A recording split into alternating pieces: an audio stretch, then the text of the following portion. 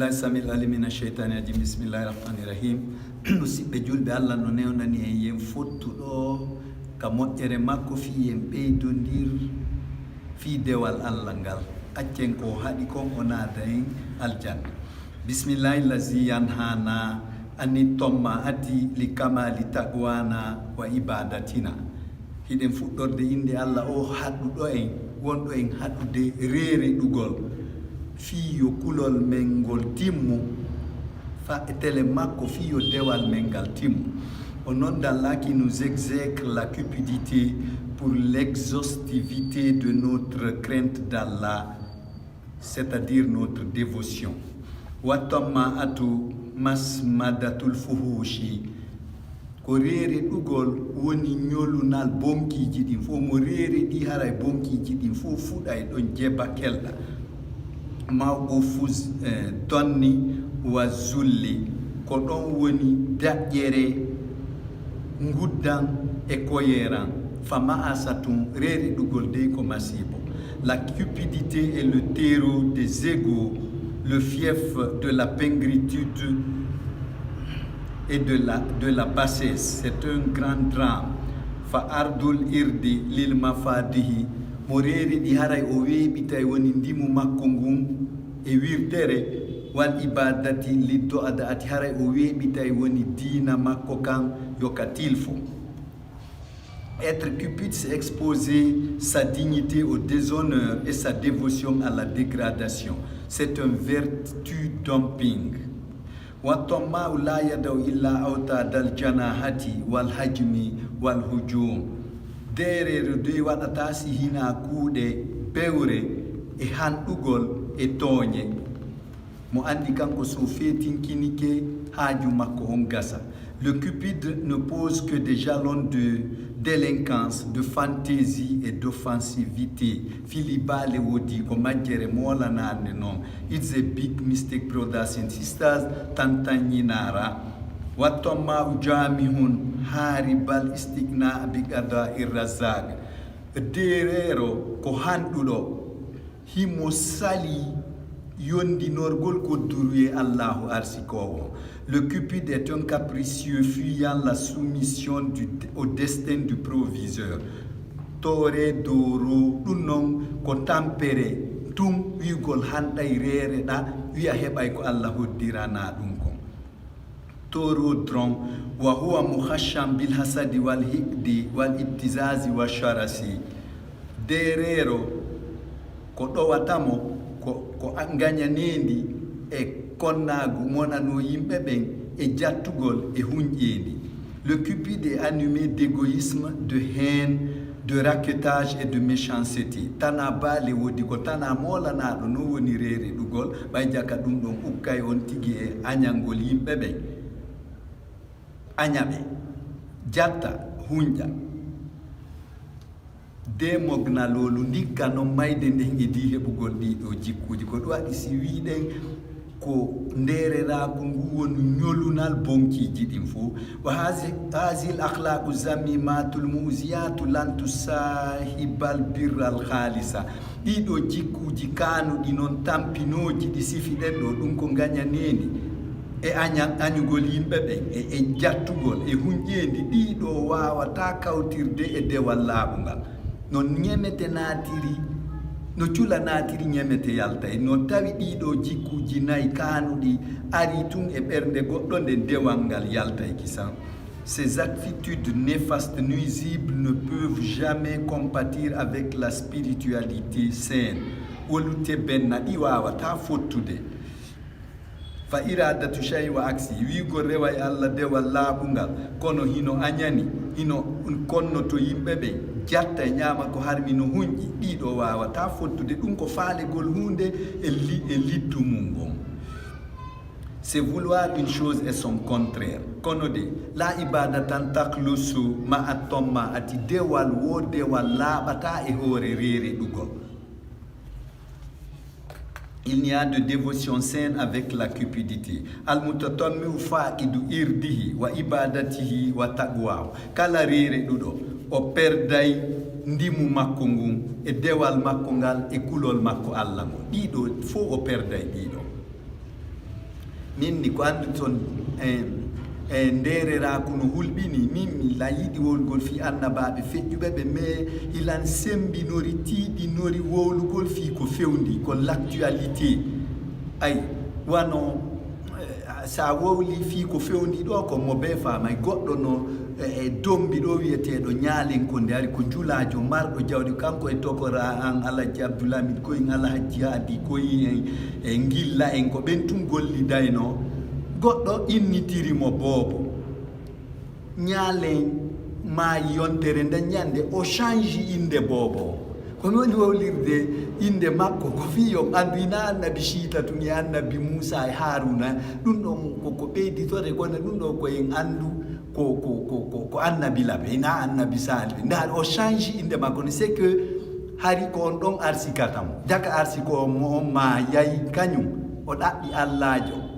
arsikowo o shirki ay o perdi dewal makko ngal o change inde bo makko nden ɓay on ɗo ma ay o perdi ndimu makko ngu o perdi kulol Allah makko ngol tu vois ndaari jaka na jikke o waɗiri ko tama o change inde ndey min ɗum ɗon ko ɓiɓɓe makko ɓen tigiri konde momi jannidata anglais e l'école ko kanko tigi sifanilan fi ko ɓen ɗo waɗi ɓen makko o tu vois ndaaru tum fi Allah c'est que en wowlay fi annabaɓen kono ko ɓiye ɓaarore ɓen fi yo wonu pellet ko ɗon ñembete kono hino fewndi kamen kadi aten sikko alyahude e annasara tum wona wowlede fimo e bani israila enen men iɗen tawa o kamilu himo généralise fof mo moɓidiri en fof huwa mushmilu mo moɓidiri fof kala jikkuji ɗin himo jogui toon o fuutata. Okay. Le cupide perd sa dignité, sa dévotion et sa crainte d'Allah. Bilia yenyini lale teddungal non ko ɗaɓɓete ay non a wa'iri ni a rereɗi a heɓata teddungal aduna fatawahusum bil khabawati ko hutorgol tafuyagal watta hoore mum kulli tum mo rereɗi koye nderera ko ngu gerta pelda dewal Allah ngal kulol Allah ngol ndimuma ngu ya joni mimiɗo monani oɗo imo heɓi mi añanamo mi kuto ko harmi kon mi hunƴa wiya joni min mi geray kaari ko min lampino kaari ko min mami lampotomo ko min fetinno kaari ko min ɓilnomo ka laamu tu vois a perdi dinama kan ay c'est s'animaliser naïvement I swear to God akhi ko ayo musidɗo am ɓurti ko ayo bandirawo am masi ko ayo sanaku am tazahad waqda'a muhjatakal ammarata bisuyi accu moɓoɗa hara seeɗa yonete hara ko an woni frein wonkima kin ɓay kin ko yamirohi ko boni hara ko ani frein makki on hara a jaɓata ki yaha ka hana yahude hara ina kanki ɗowatama sahitatul birri ki wonkima ki yamiraɗa ya reeno sanaki ko ki lancata dewal ngal. Mon cher frère, chère sœur, cher cousin, résigne-toi et enchaîne ton âme qui n'intime que de faire du mal et étangle vertu. Ijanto yerero imefie reeno e hoore ma e ɓurta wattande yila ko ayo musidɗo am ayuha tommawu ko ayo derero kayfa tajidu ma la yaktubu llahu laka ko honno reredirta ha heɓa ko Allah hoddiranalima kon. Toi cupide, par quel moyen tu peux avoir ce que Allah ne t'a pas prescrit? Alele kusan fembela ko Allah tu wawi ko woni wo he is the almighty one, brothers and sisters. Kala ko waɗanalima kon a heɓata kala ko hoddiri kon fop a heɓay fop heɓete kadi ko Allah hoddiri yo heɓe kon fop heɓade.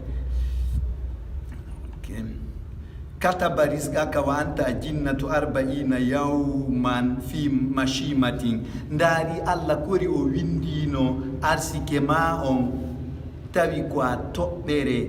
ka tege yummama toɓɓere nde balɗe 40 ko si nde toɓɓere mani yu nden je m'excuse bi balɗe 40 ka nder tege o yimmina Asrafil yo ar o winda arsike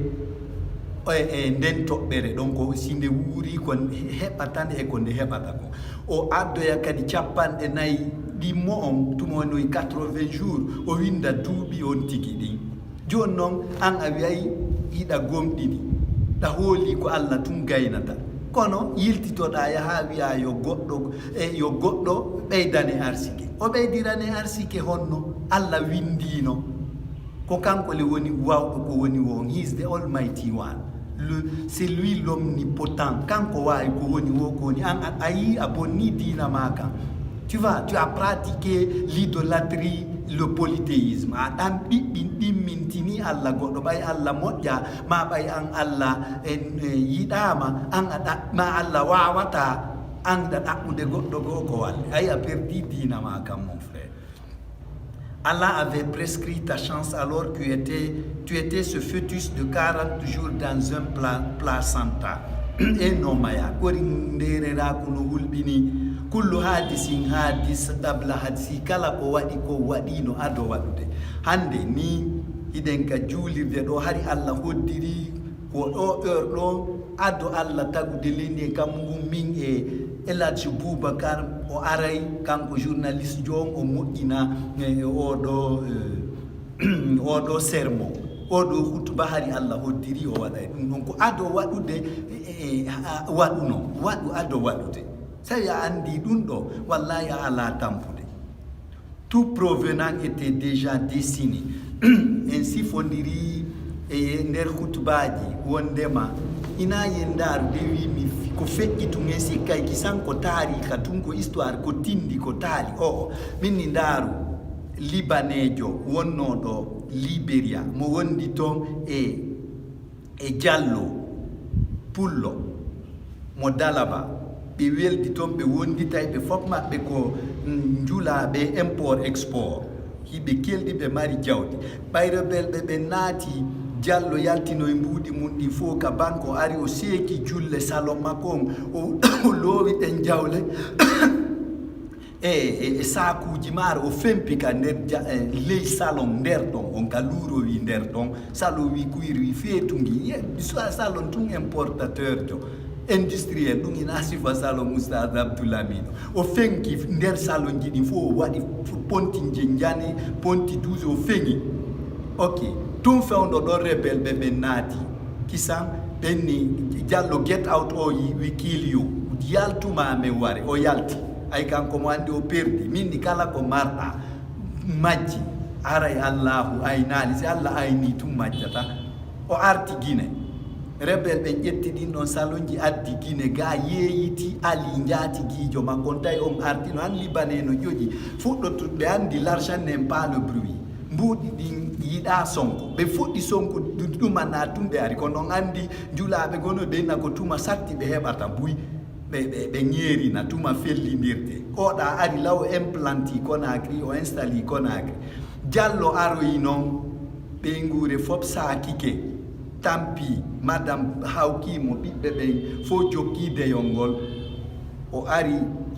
kaɓele to o luɓi ɗon suudu ndu lannaka fus ala ton koka wonki makko kin tuwalo jemma ɗulle kadi ko mo risqude yujazi o hayata mo risqude gurdam makko ɓay sokaka waɗaka fus ñande goo tawi o mayay woni heege o inni moodi on tigi na o maayo heege no jooɗi o seppi subaka yotti tun o seppidi noon ha Madina o ari tun o yi ali libanais jon hino udditi boutique business mum hino marsude o naati o piiti o jooɗi tun on inni Diallo you are hungry hiɗa weela o addanimo ñaamete Diallo ñaami awa Diallo no ndaara ɗe julle tawi ko no nandita e julle mum ɗe wurille ko julle mum ɗe imo ɗibba ɗe tun o yawi ali wi a faala hen e yomi ñawle ɗe julle ko goɗɗo militaire ɓe addu ɗo yeeyilan ɗum ɗo donc rebelɓe wonnoɓe Libéria toon ari yeeyilan ɗum ɗo si tawi noon ɓaymin mi hutorta ɗum so tawi woni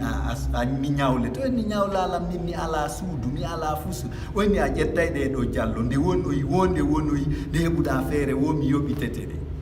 mais a yoɓitayla ok o forci ha Diallo wi a ƴette o Diallo wi mi ala hay coggu transport o jonni mo o déplace mabbana mum o jonni Diallo ɗon ɓay yaltino andi ko julle mum ɗen atelier no kooli ɗon tailleur ɓe o luɓi ɓen ciseau o palliti ga tun o tawi hino cawli mbuuɗi ɗi o maɓɓe Allah marannomo ɗe o seka nder ha kadi o tawi hino tu vas tawi jaka ko jattoɓe ɓen Allah hoddiri yo addanmo ɓay watan addude ɗi mbuuɗi fof ka frontiére, tu vois. Ndaare tum fi Allah o hendi ɗum ɗon o soodi galle équipe on andi ko ɗon saykuɓe ɓen hoɗata o soodi galle ɗon business makko o marchi kono ɗon andi noon rewɓe ɓen nayi mayma awma bayma, give me I don't have, leave me okkoran mi ala tertolan. Ayi ɓen na nso ɓen na a tembolo ɓen na mbila tertola. Ayi donc ɓe tawi ɓengu yehino mpay koye fof yeyno après ɓe yimɓe ɓe yeeti ɓe makko ɓe andi moodi ma fuɗɗitike golle o woni patron mo aro yihi mo ruko mo wulla wonni on jarama korto ko dille yayam wadduno e ŋaccanelan hakke ko ni e ni mi arta mi ɓinne a ɓikkoyam ko henni hey na dille yaye ma wonnoɗa ko dille perduro a dunnaɓuno ma kono min Allah moƴƴota ko yan ko moƴƴi e an kon mi inna mi yottotoma mi valjotoma joni artu an e ɓikkoye mon koy. Tu vois, awa andi ko Allah hoddiri ko la to si ko a heɓata sina ko Allah hoddiranma ko Allah hoddiranma kon fop noon a heɓay terto shirque terto reere ɗugol ɓay ndereraku koye shirque jeeya ko yawi tugol koye kofrum billahi ko dullangol Allah par ce que min ni watto winna alladina ɓen kafaru yedduɓe goɗɗo yeddata Allah ko kafaru dulluɓe bini amillahi moƴƴiri jal ɓe minimise ɗi ko ɗum min ni wiyata o kaffir anna yawitano men minimise amen. Tu vois, fanɗinam men bonɗi amen kaffir anna sayi'atina ana yawtan men Allah ala koyɗe ko yawtira goɗɗum komi abdoulami yawtata foose o yawtata ndiya yawtata ñoogue yawta bulle ko kaffir anna yawitano men minimisan men donc al kufru ko dullendi ko ingratitude ko minimisugol goɗɗum tu vois c'est une transformation lenga ayi ko ɗengal ngal laturi ɗon faldi na yawtan men ko yawitano men awa ɗum ɗo en ɓeydidira e tout woni mes frères et mes sœurs. Hal bishirki tasna o laka mo mayiran adallahi tawsi an o hanɗuɗo deerero a ƴetta e shirque ko kafuɗa Allah e goɗɗo goo kon wiɗa on ɗon no wawi ko Allah wawi ko ma on no wawi ɓuuri Allah wuri tawsi a moƴƴinana e hoore ma arsi ko hara hina Allah ima yeleni you are funny hiɗa kirɗi an wonɗo hanɗude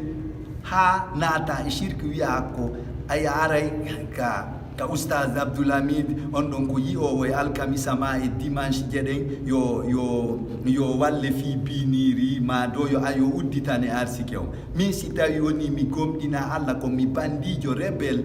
dartiɗo e yamaru e Allah on min nama sa addi yeru min sa addi ko aɗen ko yeru kun faya kun laatoto c'est que mi réglante kisan kun faya kun noon ɗum ko article Allah ko ɗum woni décret ji Allah ɗin kun wonu ma achaw ko mi faala kon fa à l'instant te yakun wona ma yachaw ko faala donc on ay karamo ko baatini o wo kan kadi komo wawi kun faya kun tu vois on fo on perdi an arɗon e araɗo ka mumum on fof on perdi terto dereraku waɗa perdu e ndimu ma ngun e kulol ma Allah ngol e dewal ma ngal.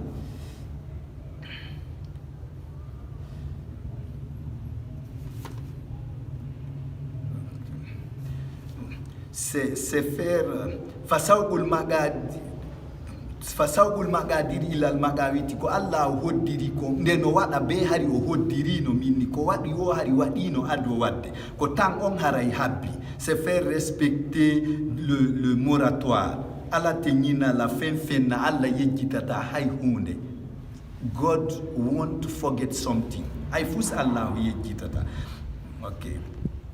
Est-ce que par l'idolâtrie ou le polythéisme, tu peux te tailler un ravitailleur outre qu'Allah? It's funny. Atamma atu kufrum billahi fajawza ujannatihi.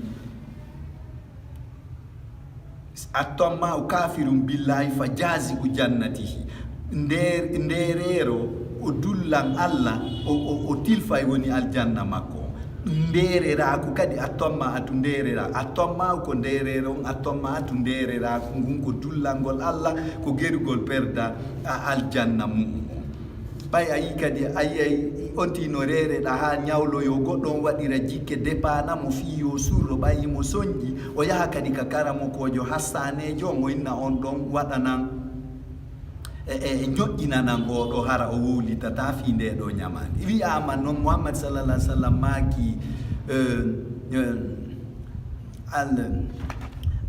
al mudinu mahlulum fi gabri hatta yubda lahu dayn wo kala ñawliɗo yoɓali ha maayi o kolɓete ka gabru makko ha ñamande yoɓitanemo ka aduna ga ɗum noon giɗe yiide minen mi yiiɗo hay goɗɗo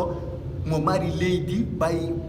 ɓiɓɓe makko ɓen tawi o hisata woni kono yeytane landi leydi mi sooda lekki mi opéré ɓenni ndi yeyitatake tu vois ko ɗum ɗo noon wonɗa wartanade haray kutagol fi aduna ga e fi ɓiɓɓe e fi ɓeyguli o debbo noon kadi mo wonɗa kutanade dow piiji ñoƴƴina wata ƴante sa heeɓi do ñande mayɗa wo goɗɗo ɓikkoye ma koye suusatama hoyɗude ka galle to ene yaltan men ɗo ɓikkum katakum a noddana e men ɓeeɗo ɓe naɓa goɗɗo e amen tu vois ko mbuuɗi addaɗi fi cobbal ka watte ka kasange ko ɗin o ƴettata o karolira sundum o modifiera ɗum fo ko o do wonɗa jattande am an gorko wattan yila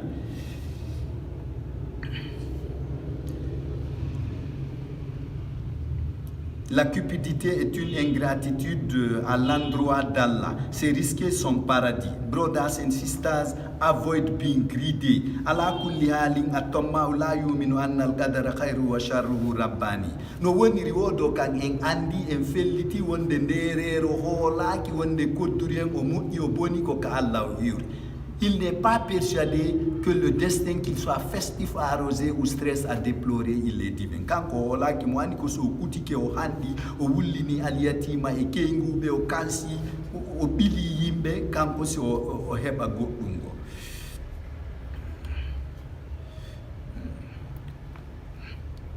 Yani la imana lahu billahi c'est que on ɗon on o hoolaki ko Allah no wodi ko Allahu arsikata ma dawa goɗɗo c'est-à-dire qu'il n'a pas la foi en Allah c'est que ɗaɓɓitugol fi on ɗaɓɓitugol noon e dullanɗo Allah metta fi na GPS hutorde o appareil hutorde fi ɗum ayiyaymo ko handi kon tun tawa ko o woni a tomma le cupide derero fa ahmaqun da'ifum mukhaffalum o de derero ko jofojo taafujo e layifujo ndaaru tun koddur e haysi a ñaami goɗɗum mon frère tawi woni tun na arsike ma a tuta you will vomit everything i birim bokum mane fop a ɗuman ɗoto fop a tutay donc a andi hina arsike ma il est incrédule médiocre imbécile fufa funara ويقلقل كما يلقلق النعيم الأشبي بلا اهتزار وتمييز او ديريرو دي من يقلقل او سيئناي ويلقلق او بنا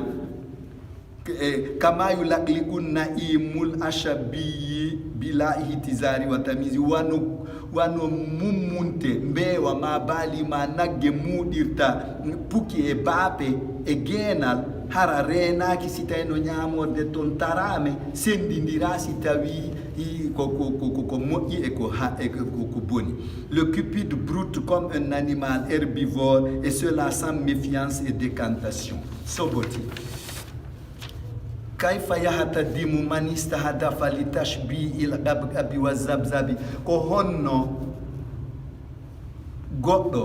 desiduɗo harnay tege mum on e awra mum on ɗiɗi ɗon ɗitay ko honno o hersirta mo inni harnay tege mum on e awra mum on ɗiɗon ɗitay on ɗon ala no hersira ala no renora comment peut être ludique et méfiant celui qui a comme objectif de satisfaire le ventre et le bas-ventre. Hazani, kahafani, lanyam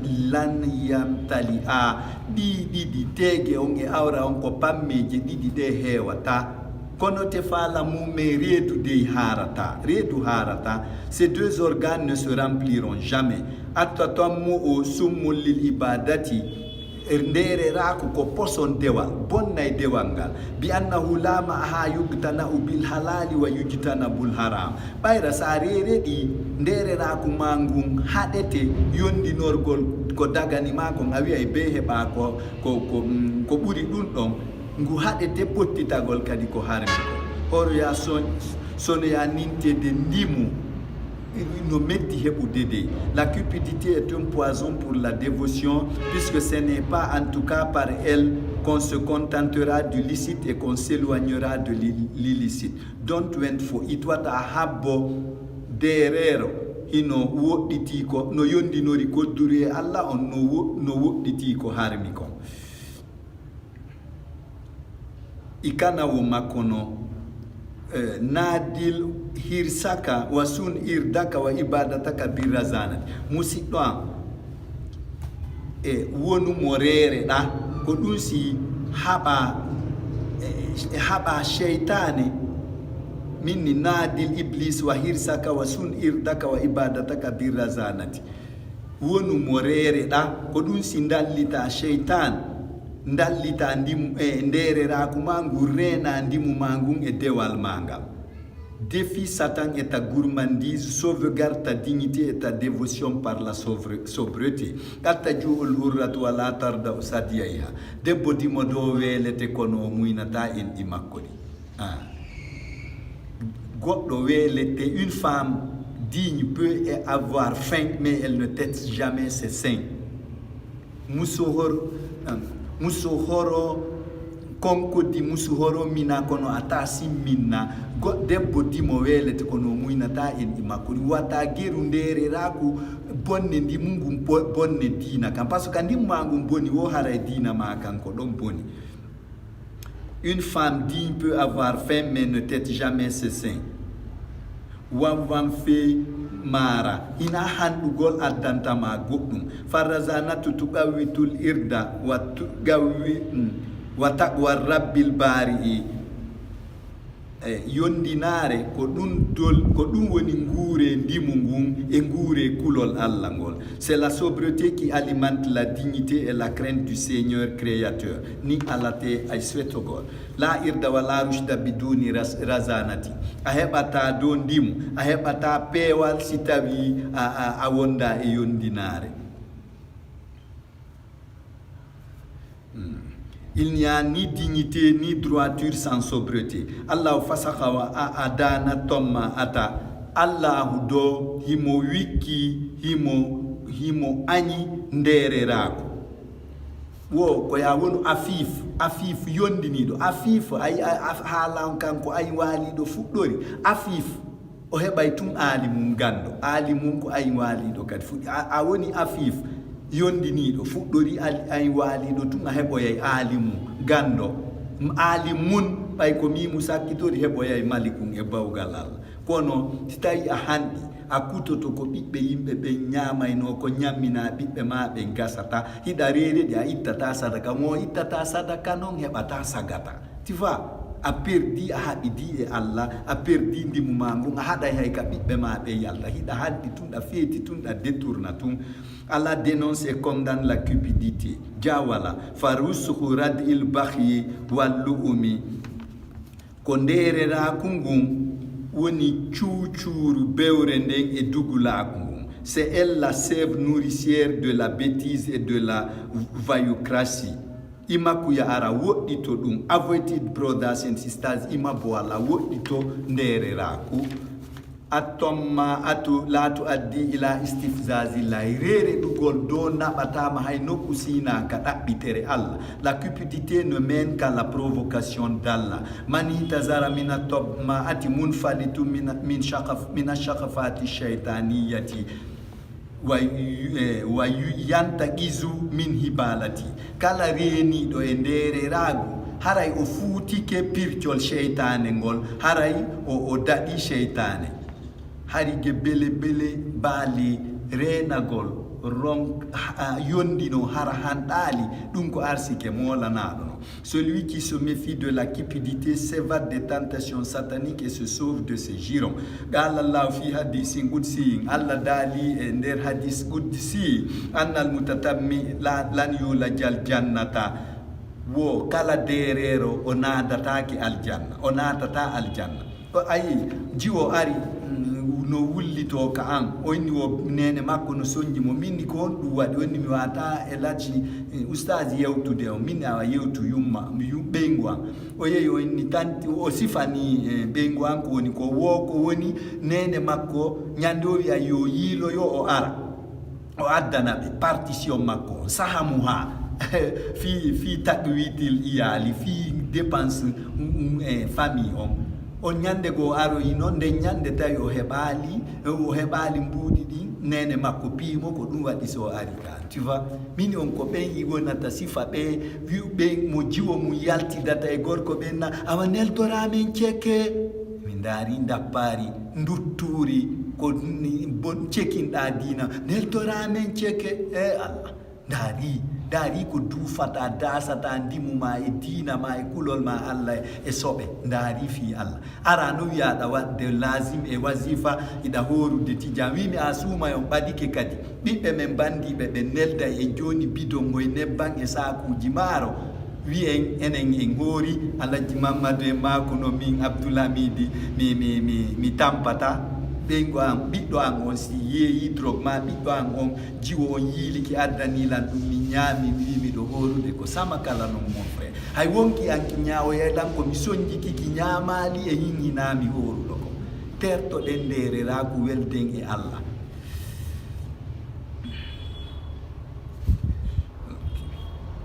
Allah dans un hadith qudsi dit que le Cupide ne sera jamais introduit au paradis. Il sera persona non grata au paradis. Quel zonage. Qala sallallahu alayhi wa sallam nelaɗo maki azadu arrazinu awwalu mulhigi fi rafahati khalidi wo azahidu awwalu mulhigi fi rafahati khalidi nelaɗo sallallahu alaihi wasallam maki wo yondiniɗo mo rereɗa suɓowo ko ñaama e ko wowla e ka yaha wo ko on ɗon adoto logitude maɓɓe ka nder aljanna jooma maɓɓe tu vois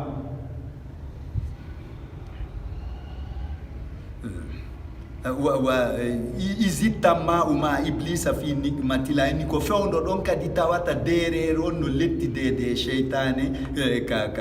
ka jahannama al ayatu balwatin emba ɗum ko masibo ni ɗum ɗo ko soñda le choyer d'Allah dit que le sobre sera avec moi dans le confort de mon créateur. Quelle numérologie ɗo de ko numéro moƴƴoni wigol kanko wonoto arano on quelle numérologie ayu ragmi ɗum ɗo de ayu targimi ɗum ɗo de ko numéro laɓaɗo ardegol naatitugol loja e Muhammad sallallahu alayhi wa sallam ka aljanna tu vois. Le choyer d'Allah dit que le sobre sera le premier à être avec lui dans le confort de son créateur pendant que le cupide est dans les supplices d'Allah. Quelle crevaison. Ya insukayo banu adama la tansayanna annahu lan tahasula illa ala ma kutiba laka fellitude wata yejjitude wonde a heɓata sihna ko Allah hoddiran mako. Toi fils d'Adam, n'oublie surtout pas que tu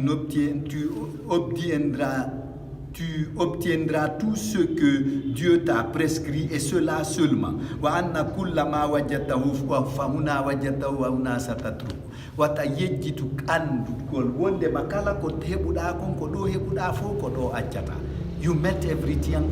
here and you will leave everything here. Ikabe soro yang idabe toya ibiri liki be imambiri luma bene yep finga ko ame yep finga ko baitamen brothers and sisters izan bayno nga heɓata sina ko Allah hoddiranma kon ɗum ɗon fole a hendo to goɗɗo watama wippitande ndaren tunka o libanejo e diallo istakfi bi subabi maramika yondinor seeɗa e ko ɗaɓɓata kon liyantahibakallahu wa tasada fiyo Allah suɓoma maleɗa. Alors contente-toi de ton petit gain afin qu'Allah te nomine et que tu sois des heureux. Wakali wola, wakila no ɗum non, wakila no ɗum que ça soit ton rempart. Gala sallallahu alayhi wa sallam nelaɗo maki, galla khasirin khalisin no fanɗi ka goɗɗum ɗuɗata tawa hino dagi. Il est très rare de trouver du licite dans